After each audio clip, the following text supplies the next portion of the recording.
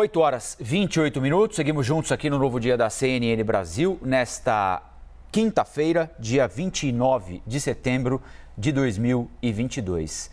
Daqui 3 dias, as urnas já estarão abertas a 28 minutos. Hoje, como dissemos, termina o horário eleitoral no rádio e na televisão. Até a meia-noite de hoje tem de terminar o último debate, que vai ser promovido na TV Globo. E antes do debate, haverá divulgação de uma nova rodada de pesquisa do Instituto Datafolha, pesquisa de intenção de voto para a presidência da República. E nós convidamos a Deise Chiocari para conversar com vocês mais uma vez, cientista política, que eu sei que está esperando já há algum tempo por aí, viu, Deise? Então, antes de mais nada, eu agradeço a sua paciência com a gente aqui e já peço desculpas pela deselegância. Deise, os candidatos vão para o debate já sabendo o resultado do Datafolha, né? Se não acontecer nenhuma coisa muito diferente das outras rodadas do Datafolha, eles vão para o debate com uma possibilidade, que é de encerramento da eleição já no domingo, dentro da margem de erro. Como é que o ex-presidente Lula deve se comportar? Afinal de contas, ele deve ser alvo de todo mundo, que não quer que a eleição termine agora, especialmente de Bolsonaro. E como é que o presidente Bolsonaro deve se comportar? Afinal de contas, ele é o único que tem chance de ir ao segundo turno com o ex-presidente Lula e precisa de mais tempo de campanha. Como é que você imagina que vai ser o papel desempenhado por essas duas figuras que pontuam melhor nas pesquisas de intenção de voto? Bom dia, Rafael. Bom dia, Stephanie. Bom, o comportamento do ex-presidente Lula deve ser o mais passivo possível, né? Porque qualquer movimento errado dele pode tirar votos. E a campanha dele tem demonstrado que até agora ele não mexendo no time que está ganhando está funcionando, né? Então ele deve manter essa estratégia. Provavelmente vão ter muitos ataques sobre o governo dele, sobre corrupção. E, obviamente, a gente sabe que ele cancelou a agenda ontem e hoje, então ele deve estar se preparando para isso, né? Então essa deve ser a estratégia do ex-presidente Lula. O presidente Jair Bolsonaro, ele tem a última chance para furar a bolha dele, né? Eu estava acompanhando vocês aqui na CNN conversando sobre o TSE. Ele segue insistindo em falar para a bolha dele, né? Esses ataques às instituições são coisas que ele faz desde que ele assumiu a presidência. E até agora tem demonstrado que só funcionam justamente para essa bolha, né? Às vezes eu não sei se é uma falta de estratégia de campanha ou se ele só negligencia esses dados, porque é muito claro que quando ele faz esses ataques, ele não abre o escopo dele, né? Então, se tiver um pouco de inteligência aí no debate hoje, ele deve usar esse espaço dele para furar a bolha. É a última oportunidade que ele tem de atingir mulheres, de atingir o Sudeste e de abrir um espaço maior em regiões que têm diminuído, entre eles o ex-presidente Lula. Então, o dia de hoje é fundamental para os dois, né, para as duas candidaturas. Pois é, Deise, a gente sempre fala dos dois, né, que são os polos aí nessa eleição presidencial, mas para o desempenho deles também vai ser fundamental o que vão dizer, como vão agir os outros candidatos também, né? No debate da Band, lembrando que Lula não esteve presente, mas o presidente Jair Bolsonaro, sim, teve ali uma dobradinha inédita com o padre Kelmon. E ele também foi muito atacado, principalmente pela Soraya Tronic, a candidata Soraya Tronic. Agora, com a presença do ex-presidente Lula nesse debate, como você acha que fica a composição dessas outras peças? O que a gente espera e o que a gente deve ficar atento, inclusive, né, como espectadores, ao desenvolvimento desses outros personagens? O presidente Jair Bolsonaro, ele sempre fica mais tenso e mais nervoso quando o ex-presidente Lula está presente, né? Então isso deve ser uma coisa que vai acontecer hoje, não tem jeito, né? Até porque ficam dois dos principais candidatos, dos principais alvos ali sendo bombardeados de todo lado. Eu acredito que hoje o padre não vai fazer tanta diferença assim, porque vai ter um antagonista muito maior que vai despender de todas as atenções, que é o ex-presidente Lula, né? O Ciro Gomes tem que tentar de tudo para furar essa bolha de um dígito, né? De tentar 2 dígitos, porque já é um personagem conhecido que tenta o processo presidencial há muitos anos. Então, terminar as eleições abaixo de 2 dígitos para ele é uma derrota muito grande.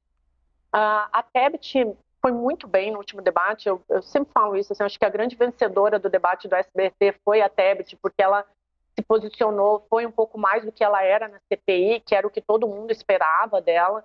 Então, eu acredito que ela vai manter essa posição de manter o espaço dela, de manter o lugar dela, né? Quando ela é atacada, na hora ela mantém uma limitação, né? Esses outros candidatos, eles têm que tentar crescer o máximo possível, né? Mas o alvo da noite vão ser realmente o Lula e Bolsonaro, e o padre deve ficar um pouco mais distante desse processo, porque tem uma força antagonista muito forte que não deve depender dos holofotes com o padre, por exemplo, né? Então, hoje a gente deve ver um cenário bem diferente.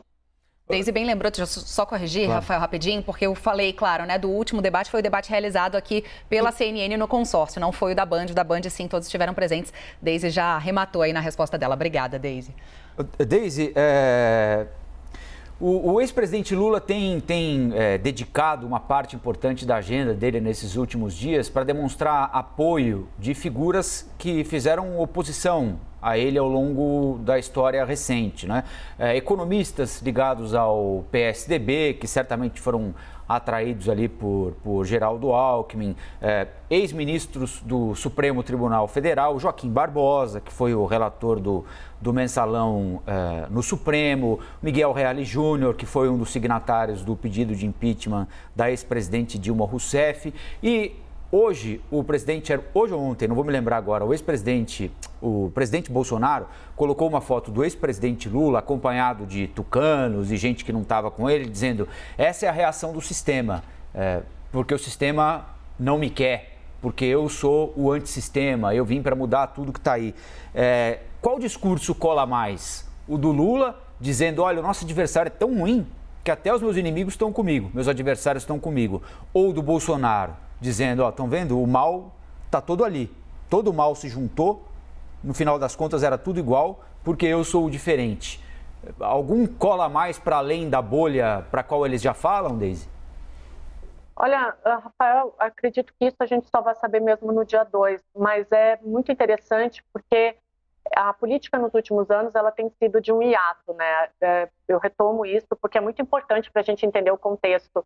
A gente não pode falar de uma eleição tão ampla pegando só pequenos detalhes para resolver esse problema, né? Mas a gente vive um hiato na política, né? A gente já falou outras vezes aqui na CNN, essa polarização PT e PSDB, ela acabou, a gente está vivendo uma política de personagens, por isso que tanto o ex-presidente Lula quanto o presidente Jair Bolsonaro fazem tanta questão de mostrar os seus apoiadores, porque importa, né? O que aparece é bom, o que é bom aparece. Então, esses personagens da política e da sociedade, eles acabam agregando para a campanha, mas é muito típico como a gente está vivendo uma disputa entre o bem e o mal, né? Isso é comum à política, é típico da política, e nisso é uma das poucas coisas, dos poucos percalços dessa campanha em que não há novidade, né? O trabalho do medo, o medo do outro, se o outro assumir o poder, é isso que ele vai fazer. Antigamente, a direita trabalhava com medo do comunismo, do socialismo, a esquerda com ultraconservadorismo, e agora a gente vê essa luta do bem contra o mal, que se o outro chegar no poder, ele vai me aniquilar, né? O que é até uma deturpação da política. A política deveria ser um debate entre opositores e não essa aniquilação.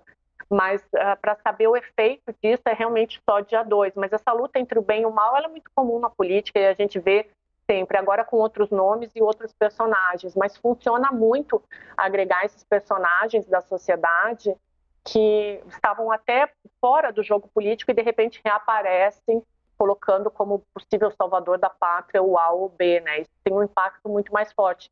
E nesse sentido, a campanha do ex-presidente Lula, ela está com mais corpo do que a campanha do presidente Jair Bolsonaro, né? Então, se fosse fazer uma análise, eu diria que a do presidente Lula tem mais efeito imediato, né? Deise, eu não queria perder a oportunidade de te ouvir também sobre isso que a gente viu ontem, né? Essa nota do PL, o Partido Liberal, partido do presidente Jair Bolsonaro, dizendo que já havia dito o presidente da própria legenda, e a reação também da Justiça Eleitoral frente a novos questionamentos, mais uma vez, sem provas sobre o sistema eleitoral brasileiro. Só para a gente encerrar por aqui. Tá bom. Stephanie, então, isso é uma coisa muito típica, né? De novo, é o governo negligenciando o que as pesquisas mostram, né? A campanha do presidente Jair Bolsonaro, me desculpe, negligenciando o que as pesquisas mostram, que esse discurso antissistema de atacar as instituições só funciona para a bolha. E se ele quiser ganhar uma eleição, como eu acredito que ele quer, por isso que ele está atacando tanto as instituições e desconfiando tanto das urnas, ele precisa furar essa bolha. Esse discurso ele não funciona para além da claque do presidente Jair Bolsonaro. Eu vi os guris comentando ali, eles estavam perfeitos nas colocações deles. O TSE tem reagido muito bem para colocar ordem e tranquilidade num processo eleitoral que até agora tem se demonstrado completamente agressivo e intranquilo, né? Então, quando a gente vê essas movimentações do TSE, é uma resposta à altura a questionamentos e agressões que não fazem sentido no processo eleitoral, onde as coisas já estão tão complicadas, né? Mas é mais um recurso dessa campanha e estratégia que a gente já vê há alguns anos de ataque às instituições, né? Infelizmente, a gente ainda tem que lidar com isso. Muito bem, a gente conversou com a cientista política Deise Chiocari, mais uma vez nos ajudando a entender a página da campanha eleitoral que estamos lendo. Deise, muito obrigado mais uma vez e até a próxima. Até a próxima. Bom dia.